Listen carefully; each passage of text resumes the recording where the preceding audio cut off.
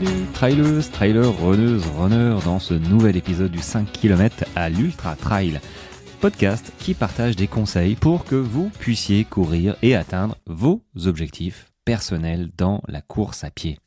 Et bonjour tout le monde, j'espère que vous avez la forme, que tu as la forme pour cette nouvelle capsule du 5 km à l'Ultra Trail pour aujourd'hui. Alors, de quoi je vais te parler? J'ai l'impression que je dis la même chose à chaque épisode. J'espère que tu n'écoutes pas les épisodes à la suite parce que ça doit être infernal. Bref, alors, déjà juste te faire un petit retour d'expérience, un petit rétex sur mon après-midi pour te dire, donc là j'enregistre la veille, 18h pour moi, mais donc l'après-midi j'ai eu rendez-vous avec Catherine qui tient une ferme de spiruline. Alors dis-toi que je lui ai posé toutes les questions concernant sa spiruline. Elle est locale, c'est la sienne. Elle est spirulinienne, je sais pas comment trop on dit ça. Bref, faudra que je regarde, que je réécoute l'épisode. Bref, elle élève de la spiruline et elle cultive de la spiruline dans le Gard. Voilà, donc c'est plutôt sympa. Je la connaissais déjà d'avant, et puis on a repris contact, et du coup ça m'a permis de lui poser tout plein de questions sur la fabrication de la spiruline. Alors les avantages sont connus, mais dans le processus de fabrication, notamment au niveau de la température, je maîtrisais pas ça. Et en fait, c'est hyper important. Tu le verras à la fin de l'épisode, on en parle de la température. Parce que la majorité, quand ils viennent de Chine, forcément, elles sont séchées beaucoup plus rapidement par des températures beaucoup plus hautes, et du coup ils perdent beaucoup de nutriments, macronutriments, de vitamines. Donc bon. Tu écouteras l'épisode, il sortira lundi en podcast et sur YouTube aussi. Je vais garder la version vidéo, je pense. Voilà, tout simplement. Et donc, c'était hyper enrichissant. Voilà, alors de quoi je vais te parler là? Je ne vais pas te parler de spiruline. Je vais te parler d'un mail que j'ai reçu juste avant. Alors, c'était un mail d'entrepreneur qui disait... qui disait quoi déjà? Il disait s'ennuyer dans son entreprise. Est-ce que tu t'ennuies dans ton entreprise? Alors, je te parle pas de la tienne d'entreprise, mais ça m'a fait penser, est-ce que tu t'ennuies en courant? Voilà. Est-ce que tu t'ennuies à faire toujours le même parcours? C'est possible, on fait vite le tour. Si on cherche pas des courses différentes, et encore là parfois où on habite, on n'a pas trop le choix. On est parfois obligé de prendre la voiture, ou moi je prenais le vélo et j'allais garer le vélo ailleurs. Encore que j'avais quand même le choix sur Toulon. Et là, j'ai carrément le choix dans la forêt. Mais c'est vrai qu'on peut-être effectivement tourner en rond. Et quand tu commences à tourner en rond, à t'ennuyer, c'est pas cool. C'est moins foufou, et c'est moins motivant. Et du coup, moi, je me suis dit, tiens, c'est vrai que pour trouver des parcours variés, parce que c'est aussi le plaisir de courir. En fait, moi, je me suis mis aussi à la course à pied parce que je me disais que je pouvais parcourir plus de distance, donc voir plus de paysages, voir plus de choses. Alors quand tu es en ville, c'est un peu limité, mais tu peux aussi découvrir des quartiers simplement en courant, que tu n'as pas l'habitude d'aller, que si tu marches, tu vas mettre 2 fois plus longtemps. Donc c'est un peu chiant. Donc c'est vrai que courir comme ça me permet même d'aller plus vite. Voilà. La rando, j'étais limité à 20 bornes. J'en fais beaucoup plus. Bon, je suis aussi beaucoup plus fatigué en même temps. Mais du coup, pour essayer de varier tes parcours, il y a plusieurs solutions qui existent sur le marché. Il y a, je pense, la première qui me vient à l'esprit, c'est Strava. Strava, c'est une appli communautaire où on synchronise en fait les exercices, les sorties de sa montre qui sont synchronisées directement sur Strava. Donc tu peux masquer, rendre privé tes sorties, donc personne ne les voit. Tu peux les accorder à tes amis, ceux qui sont abonnés à toi, ou à tout le monde. Moi, je suis en profil public, donc tout le monde peut voir mon Strava, mes sorties, mes photos que je mets aussi sur Strava, ce que je dis, mes stats, le nombre de kilomètres que je fais, tout en fait, clairement, tout quoi. Tu as envie de savoir tout mon entraînement, tu vas sur Strava, il est libre, je crois que tu vas à Raphaël et Zénith, enfin tu le trouves sur mon profil d'Instagram notamment, et sur les liens dans chaque épisode épisode, il y a un lien qui mène à mon Strava. Bref, sur Strava, ok, tes exercices, tes sorties, mais tu as aussi la possibilité j'allais dire de choisir, ouais, de trouver, alors je crois que c'est trois parcours. Je crois que Strava te propose, suivant que tu dises, bah voilà, je veux du chemin, je veux que de la route, je veux 5 km, 8, 10, 15, 20. La difficulté aussi, vallonné ou plat, bah, il te propose trois circuits. Voilà, bah, du départ de chez toi ou de là où tu dis en fait, hein. Il te propose trois circuits, puis bah, voilà, tu choisis, tu peux les suivre, tu les télécharges en GPX. Donc les tracés GPX, c'est quand on télécharge une trace, un itinéraire, généralement c'est en GPX, .gpx. Et ça, en fait, tu les importes sur ta montre et ça permet bah, d'avoir, si tu as le suivi d'itinéraire sur ta montre, bah, de suivre l'itinéraire tout court. Sinon, tu restes sur Strava et tu mets le parcours enregistré sur Strava. Maintenant, ça me fait penser, moi j'ai une appli, je suis en train de scroller mon téléphone, j'ai une appli qui s'appelle City Trail. Alors je fais pas de pub, hein, je suis pas du tout en accord commercial avec qui que ce soit, mais c'est quand même pratique. City Trail, ça permet de télécharger des fichiers, des randos, des points GPX, ouais c'est ça, même de se créer sur l'ordinateur des randonnées, des itinéraires, et du coup après bah t'ouvres, alors oui, il faut se servir de son portable en courant. Moi je préfère suivre l'itinéraire en courant sur mon portable parce que point de vue lisibilité, moi ça remplace largement ma montre. De toute façon ma montre, j'ai pas de cartographie telle quelle derrière. J'ai juste un suivi d'itinéraire, donc bon, c'est pas foufou. Mais du coup, ça me permet de me voir vraiment sur des cartos IGN en satellite ou en carto IGN de rando, un 25 millième.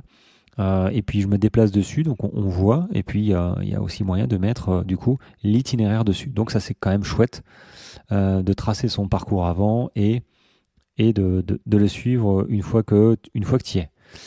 Strava, t'as ça, t'as quoi? Si, j'ai trouvé une appli. Alors c'est Run RZ. Run, ouais, Run RUN NRZ. Donc il y a deux N. Je la mettrai aussi. C'est la même chose que Strava, sauf que c'est en dehors de Strava, quoi. Il n'y a pas besoin de connecter sa montre ou quoi que ce soit. Tu cliques dessus et qu'est-ce qu'il va te dire? Ne pas autoriser mon truc. Bah, en fait, tu fais démarrer. Démarrer, voilà, il te demande activité, running, marche ou vélo, la durée, route, mixte, allure, hein, ok, débutant, intermédiaire, avancé. Et il fait rechercher, paf, et il va te présenter, te proposer trois parcours. Non, cinq, pardon, cinq parcours. Donc ça aussi, ça peut être sympa de voir ce qu'il propose. C'est gratuit. Je sais pas jusqu'à quand c'est gratuit ce truc-là. Je sais pas pourquoi c'est gratuit d'ailleurs, c'est bien. Tant mieux. Tu as le choix de mettre des cartos différentes. Ouais, satellite en fait. Et donc ça c'est pas mal. Run NRZ. Maintenant, t'en as. En fait, si tu as une Garmin, je crois que sur Garmin, tu as moyen d'avoir des itinéraires aussi. T'as Garmin, t'as Komoot. Komoot, K-O-M-2-O-T, qui est connu. Sunto s'en sert. Il y en a Polar, je crois aussi, qui s'en sert. Tu peux, avec la cartographie, te faire tes randos, tes itinéraires. Et du coup, alors il y a des fonctionnalités qui sont payantes, hein, je ne sais pas lesquelles. Du coup, tu peux importer quand même ou exporter de l'ordinateur jusqu'à Garmin, Sunto, Polar, n'importe, jusqu'à ta montre pour avoir l'itinéraire sur ta montre. Ça aussi, c'est sympa. Il y a quoi? Il y a All Trail, il y en a tout plein. Il y en a que je connais pas quand j'ai recherché. Faut que je vois un petit peu ça, mais Map My Run, je connais pas non plus, mais ils disent que c'est pas mal pour la planification d'itinéraire. Mais c'est vrai que tu veux pas te poser la question, toi, hein, te créer un itinéraire parce que bon, bah voilà, tu vois une carto, ça te parle pas. Bon, bah c'est compliqué de se créer un itinéraire en boucle parce que bah voilà, tu t'arrives pas à te repérer sur un truc. Bon, bah tu peux utiliser Strava. Et le dernier que je t'ai cité, la Run NRZ, ok, à partir de là, crée-moi 5 parcours, propose-moi 5 parcours, et bah, tu vois, il y en a un à 8, à 9, à 10, je sais pas. et tu choisis, puis après tu fais lancer sur l'appli et tu suis de l'appli. Voilà, tu as ton portable à la main. Ou sinon, si tu as plus le temps, tu peux exporter en version GPX sur ta montre pour l'avoir sur ta montre. Mais bon, pour se repérer, sincèrement, c'est vrai que le téléphone c'est pas mal, il y a un grand écran. Après, j'ai pas fait les Phoenix 7 ou les autres avec la cartographie intégrée, la vraie cartographie, hein. J'ai pas fait, donc je sais pas trop si à l'usage, la montre, comment ça se passe. Est-ce que j'arriverai à me reconnaître, à me repérer? Bon, parce que sans ça, quand j'ai juste la trace, ben, la précision, elle est à 50 mètres l'échelle. Alors la précision n'est pas de 50 mètres, mais mon échelle d'affichage est de 50 mètres. Et du coup, parfois, quand j'ai une patte doigt dans la forêt, c'est compliqué à se dire, est-ce que je suis sur le bon chemin? Donc, à chaque fois, en fait, je double avec City Trail pour me repérer parce que je connais l'itinéraire généralement et ça me permet de savoir si je suis au bon endroit ou pas. Donc voilà, ça peut permettre de pas tomber dans la monotonie. Alors sans parler d'écouter de la musique, d'écouter un podcast, soit musique, soit podcast. De toute façon, tu vas pas lire en courant. Ça peut être. Moi, j'utilisais ça. Parfois, j'aimais bien écouter de la musique. Je chantais en même temps, c'était sympa, j'écoutais un concert. Et parfois j'aimais bien écouter des gens qui parlaient running généralement. Ouais, ce genre de choses. Après voilà. Mais c'est vrai que changer j'allais dire d'itinéraire, c'est vrai que c'est cool. Ça permet de découvrir, quitte à prendre. Alors moi j'avais aussi la solution de me rendre à un point. Enfin, je courais, alors là c'est les sorties longues, tu vois, je courais 20 bornes à l'est, piste cyclable, elle partait sur quoi, je sais plus, Carqueiranne, et j'arrivais à un endroit et je prenais le bus pour rentrer. Ou à l'inverse, tu prends le bus pour aller 20 bornes plus loin et tu reviens en courant. Ça peut aussi être une solution pour varier tout simplement. Ouais, pour varier. Bon, la voiture, après, il faut aller la rechercher, c'est un peu con, mais non, prendre le bus. Ou sinon, se déplacer en voiture, aller à un point A et puis faire le parcours. Voilà, le parcours du week-end pour te faire plaisir ou pour faire ta sortie longue. Ou les deux, te faire plaisir en faisant ta sortie longue, hein, parce que les sorties longues, c'est aussi du plaisir. Enfin, je pense que c'est surtout et aussi du plaisir. Si ta sortie longue, c'est juste une sortie longue, pas de plaisir, bah écoute, faut revoir un petit peu tes principes d'entraînement parce que après chacun voit midi à sa porte, mais moi c'est pas comme ça que je vois la chose. Faut que ça reste quand même si ce sont des sorties longues qui sont quand même pas anodines, hein, dans l'effort, dans l'intensité, elles sont là, hein. On fait pas tous les jours 1 heure et demie ou plus, hein. Donc ça te demande des efforts, mais c'est pas parce que ça te demande des efforts que ça doit être non plus un fardeau voilà, d'aller courir. Non, il faut que ça reste quand même un plaisir. Voilà, dans tous les cas. Voilà, écoute, je crois que j'ai un peu fait le tour de ce que je voulais te dire rapidement sur le mail que j'ai reçu juste avant. Est-ce que je m'ennuie dans mon entreprise? Non. Non, non, je m'ennuie pas dans mon entreprise et je m'ennuie pas dans mes runs, même si parfois je me dis tiens, je vais changer, je change.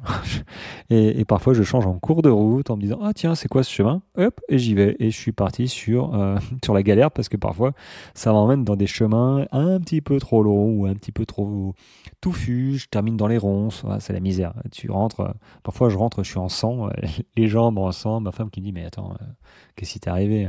Bon, rien, j'ai débroussaillé là, pas loin. Donc voilà, bon, c'est les petits. Je pense que tous ceux qui font du trail, voient un petit peu de quoi je parle. Mais on lâche pas l'affaire. Et puis c'est vrai que c'est toujours la découverte. On se dit ah, je vais persévérer. Et puis il y a un moment où tu dis bah non, en fait, ça va nulle part. Donc tu fais demi-tour. Bon, mais je me corrige pas, hein, je continue à faire la même chose en espérant que je trouve un chemin que personne n'a trouvé. Donc c'est un chemin que personne n'a trouvé, c'est un chemin qui n'existe pas, voilà, tout simplement. Surtout vers chez moi où j'ai des chasseurs qui entretiennent les chemins, ils ont au moins ça pour eux. Donc un chemin qui est pas entretenu, qui se referme, il se referme et puis c'est pas grave, il va se réouvrir un peu plus tard. Bref, allez, c'est parti. Enfin, c'est parti, c'est fini. J'espère que, écoute, tu as pris ce que tu avais à apprendre. Je vais mettre un petit peu sur cette description de cette capsule ce que je t'ai parlé. Je vais te mettre les liens. Je vais te mettre Strava, je vais te mettre RunNZ. Je crois que c'est comme ça qu'on dit. Attends, je suis en train de trouver NRZ. Je vais te mettre City Trail aussi, et puis ce sera déjà pas mal. Ce sera déjà pas mal pour te créer des itinéraires. Juste avant de te quitter, merci si tu n'as pas encore noté 5 étoiles sur 5 sur Spotify ce gentil podcast. Vas-y, je te serai éternellement reconnaissant. Et un petit commentaire si jamais tu as le temps de faire un petit commentaire tout vite, ce serait vraiment chouette. Voilà, bon, sur ce, on se retrouve demain. On est quoi demain? On est vendredi, la veille du week-end. Bon, j'espère que tu seras en forme. Allez, moi je te laisse. Ciao, ciao.